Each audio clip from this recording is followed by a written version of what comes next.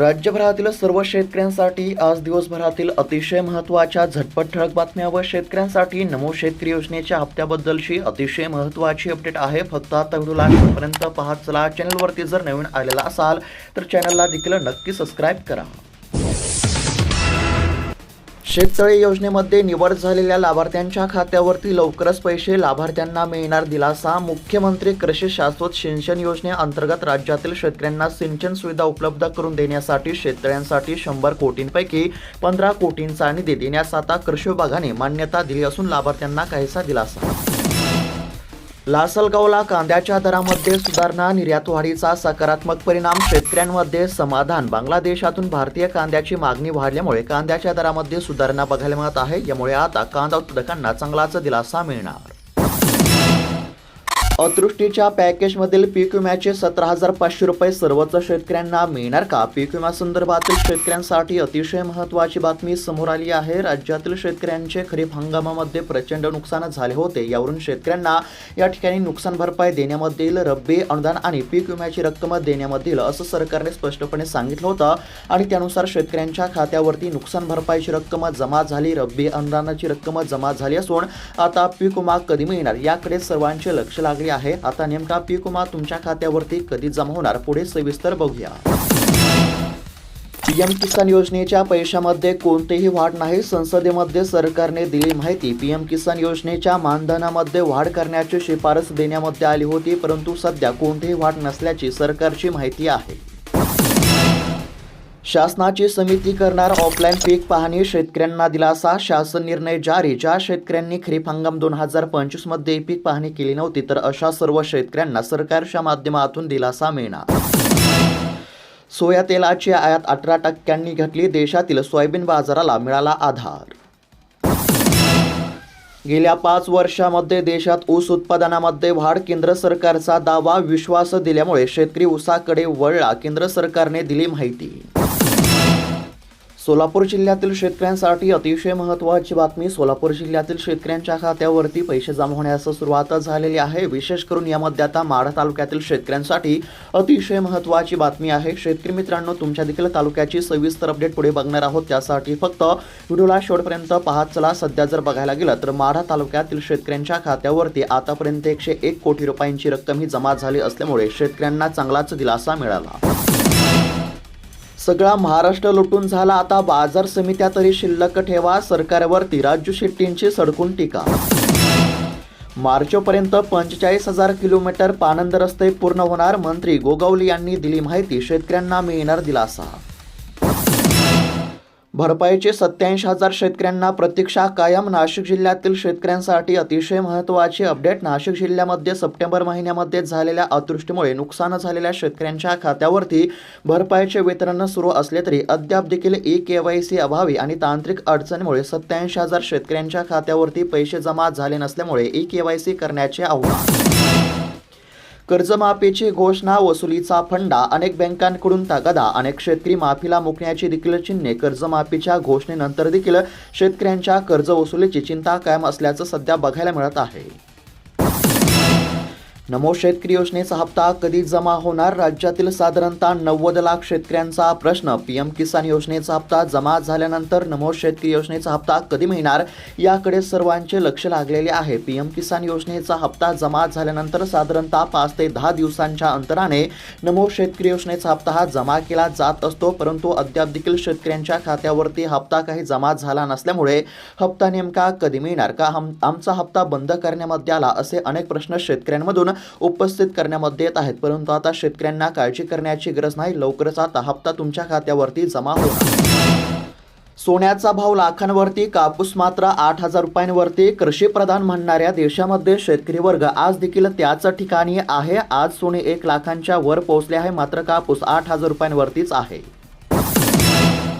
कर्जमाफीबद्दलची शेतकऱ्यांसाठी अतिशय महत्त्वाची बातमी. कर्जमाफीसाठी आंदोलन झाल्यानंतर जून अखेर कर्जमाफी देण्याबाबत राज्य शासनातर्फे सांगण्यामध्ये आले. तेव्हापासून कोणत्या आर्थिक वर्षातील कर्जमाफ केले जाणार याविषयी शेतकऱ्यांमध्ये उत्सुकता होती. आता सहकार विभागाच्या वतीने 2022, 2023, 2023-24, 2024-25 या आर्थिक वर्षातील कर्ज वाटपाची माहिती सध्या मागण्यामध्ये आली असल्यामुळे आता नेमकं कोणत्या शेतकऱ्यांचं कर्जमाफ होणार हे देखील आता पाहण्यासारखं असणार आहे. लवकरच कर्जमाफी देखील आता होणार आहे. तांत्रिक अडचणीमुळे शेतकऱ्यांचे कामे अडू नये. महसूल मंत्री चंद्रशेखर बावनकुळे यांनी दिल्या स्पष्ट सूचना. महसूल विभागाचा डिजिटल कायापालट. शेतकऱ्यांच्या देणगीमधून उभारणार राष्ट्रीय कांदा भवन. कांदा उत्पादक संघटनेचे अध्यक्ष भारत दिघोळे यांची माहिती. कांदा शेती ही बिनभरवशाची व कर्जाची झाली आहे. ती शाश्वत नफ्याची आणि सुरक्षित करण्यासाठी महाराष्ट्रामध्ये शेतकऱ्यांच्या देणगीमधून आता राष्ट्रीय कांदा भवन उभारण्यामध्ये येणार असल्याची माहिती भारत दिघोळे यांनी दिली. परभणीमध्ये अतिवृष्टी अनुदानाचे 425 पैकी 342 कोटी रुपये वितरित. शेतकऱ्यांना मिळाला दिलासा. राज्यभरातील सर्वच जिल्ह्यातील शेतकऱ्यांच्या खात्यावरती पैशांचे वितरण सुरू असून आतापर्यंत बहुतांश शेतकऱ्यांच्या खात्यावरती पैसे या ठिकाणी जमा झाले आहेत. ज्या देखील शेतकऱ्यांच्या खात्यावरती पैसे जमा झाले नसतील तर अशा देखील शेतकऱ्यांना काळजी करण्याची काहीच गरज नाही. फक्त या ठिकाणी सरकारने सांगितलेली कामे करणे अत्यंत आवश्यक आहे. ज्या शेतकऱ्यांनी KYC केली नसेल अशांनी KYC करा. ज्या शेतकऱ्यांच्या आधार कार्ड लिंक नसेल अशा शेतकऱ्यांनी आधार कार्ड बँकेच्या खात्याशी लिंक करा. परभणी जिल्ह्यातील शेतकऱ्यांच्या खात्यावरती आतापर्यंत 425 कोटींपैकी 342 कोटी रुपये जमा. महत्त्वाची बातमी. KYC अभावी शेतकरी मदतीपासून वंचित. सध्या जर बघायला गेलं तर शेतकऱ्यांसाठी अतिशय महत्त्वाची बातमी आहे. अमरावती जिल्ह्यातील तब्बल 43,000 शेतकऱ्यांनी अद्याप देखील KYC केली नसल्यामुळे त्यांच्या खात्यावरती पैसे जमा झाले नसल्यामुळे अमरावती जिल्ह्यातील शेतकऱ्यांना KYC करण्याचे आव्हान.